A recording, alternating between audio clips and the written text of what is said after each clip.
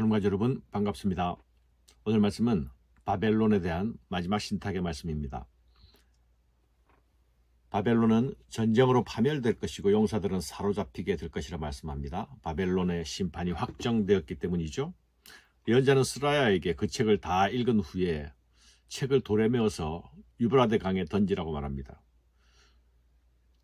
누구도 여호와의 심판을 돌이킬 수 없다고 선언하는 것입니다. 54절 이하는 바벨론에 대한 심판을 선포하는 말씀입니다. 바벨론은 멈추지 않고 끝없이 팽창하던 나라였습니다. 높을 대로 높아진 교만으로 모든 것을 집어삼키고 짓누르던 바벨론이었습니다. 그러나 마침내 그 바벨론 땅으로부터 부르짖는 비명 소리가 들려옵니다. 그 소리는 마치 엄청난 굉음으로 몰려오는 쓰나미처럼 순식간에 큰 물결로 몰아쳐서 바벨론을 집어 삼킵니다. 바벨론으로부터 부르짖는 소리가 들리도다. 갈대아 사람의 땅에 큰 파멸의 소리가 들리도다. 이는 여호와께서 바벨론을 황폐하게 하사 그 큰 소리를 끊으심이로다. 원수는 많은 물같이 그 포도가 사나우며 그 물결은 요란히 소리를 내는도다. 곧 멸망시키는 자가 바벨론에 이르렀음이라. 그 용사들이 사로잡히고 그들의 활이 꺾이도다. 여호와는 보복의 하나님이시니 반드시 보응하시리로다. 바벨론에 임하는 심판은 그냥 단순한 파멸이 아니라 큰 파멸로 다가옵니다. 이는 우연히 일어난 사건이 아닙니다. 여호와 하나님께서 내리시는 심판입니다. 거대한 제국이 순식간에 황폐하게 되는 것은 여호와 하나님의 보응이었습니다. 하나님은 지금까지 모든 것을 보고 계셨습니다. 모든 것을 듣고 계셨습니다. 그리고 이제 하나님의 보응의 시간이 이른 것입니다. 여기서 여호와 하나님은 보복의 하나님이시다라고 말씀하고 있죠. 우리 하나님은 공의로 세상을 통치하시는 하나님이 아닙니까? 공의의 하나님께서 그 공의를 집행하실 때에 악은 보복을 당합니다. 바벨론이 죄악이 가득한 도시였을 뿐만 아니라 온 땅을 취하게 하는 금잔이었습니다. 그들은 멸망이 다가오기까지 자신들에게 무엇이 오고 있는지 알지 못한 채로 연회를 즐기고 향락에 취해 있었습니다. 그런데 이제는 여호와 하나님께서 그들을 취하게 하셔서 영원히 잠들어 깨어나지 못하게 하실 것이라 말씀합니다. 취한 자들을 영원히 취하게 하여 영원히 깨어나지 못하게 하시는 것, 그것이 하나님의 심판이라는 사실을 또한 기억해야겠습니다. 만군의 여호와라 일컫는 왕이 이같이 말씀하시되 내가 그 고관들과 지혜 있는 자들과 도백과 태수들과 용사들을 취하게 하리니 그들이 영원히 잠들어 깨어나지 못하리라. 고관이나 지혜자나 도백이나 태수나 용사들이나 할 것 없이 모두 영원히 잠들 것이다. 깨어나지 못할 것이다. 말씀합니다.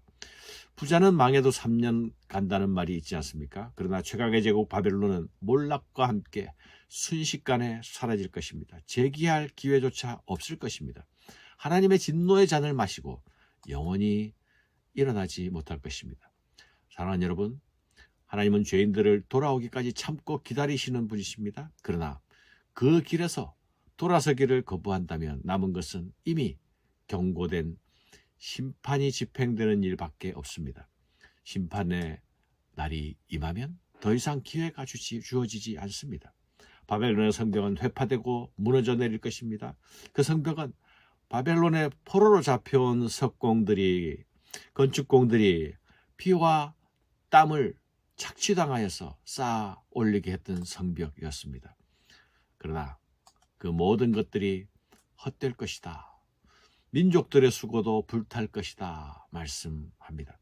만군의 여호와께서 이와 같이 말씀하시니라. 바벨론의 성벽은 회파되겠고 그 높은 문들은 불에 탈 것이며 백성들의 수고는 헛될 것이요 민족들의 수고는 불탈 것인즉 그들이 쇠잔하리라.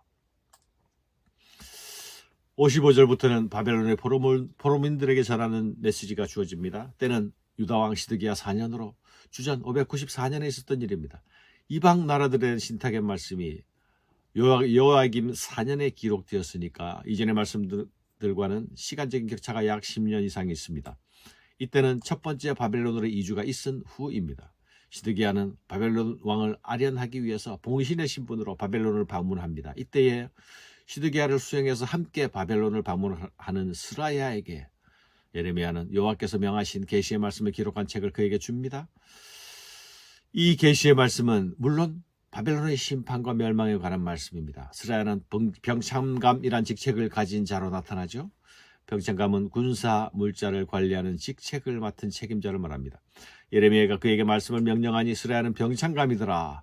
예레미야가 바벨론에 닥칠 모든 재난 곧 바벨론에 대해 기록한 이 모든 말씀을 한 책에 기록하고 스라야에게 말하기를 너는 바벨론에 이르거든 삼가 이 모든 말씀을 읽고 말하기를 여호와여 주께서 이곳에 대하여 말씀하시기를 이 땅을 멸하여 사람이나 짐승이 거기에 살지 못하게 하고 영원한 폐허가 되리라 하셨나이다 하라.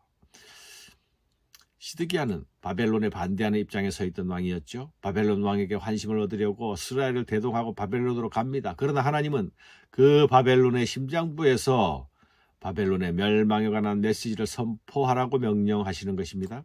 예레미야는 이 스라야에게 기록된 말씀을 낭독하라 말합니다. 바벨론 땅이 영원히 폐허가 될 것이라고 선포하라고 말합니다. 이 말씀의 선포지는 바벨론 땅이 될 것입니다.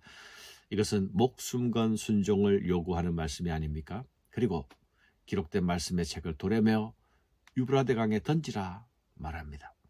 너는 이 책 읽기를 다 한 후에 책에 돌을 메어 유브라데 강 속에 던지며 말하기를 바벨론이 나의 재난 때문에 이같이 몰락하여 다시 일어서지 못하리니 그들이 피폐하리라 하라 하니라. 책을 돌에 메어 강에 던지는 것은 바벨론이 몰락할 것이라는 것을 의미하는 상징적 행동입니다. 그리고 이 상징적 행동은 이 바벨론의 심판이 확정된 판결과 같이 돌이킬 수 없는 심판임을 의미합니다. 강에 던져진 돌이 다시 떠오를 수 없듯이 선포된 심판은 되돌릴 수 없을 것입니다. 심판당할 바벨론은 다시 일어나지 못하게 될 것입니다. 피폐하게 될 것입니다. 사랑하는 여러분, 스라엘을 통해 주시는 말씀과 이 행위 예언들은 바벨론의 심장에서 선포되는 폭탄과도 같습니다. 그러나 바벨론의 포로로 잡혀간 유대 백성들에게는 이 메시지가 희망과 위로의 메시지가 되었을 것입니다. 하나님이 말씀하시는 그날, 하나님이 주실 한날, 오직 그날을 기다리며 그곳에서 겪게 되는 모든 고난과 눈물과 한숨들을 참고 견딜 수 있게 하였을 것입니다. 오늘 우리는 이 땅이 심판당할 땅임과 장차 주님이 다시 오실 것이라는 약속을 받은 사람들입니다. 그 날의 약속이 오늘을 살아가는 우리 성도들에게 힘든 오늘, 한숨이 있는 오늘을 넉넉하게 참고 견디는 힘과 위로가 되어야 하겠습니다. 감사합니다.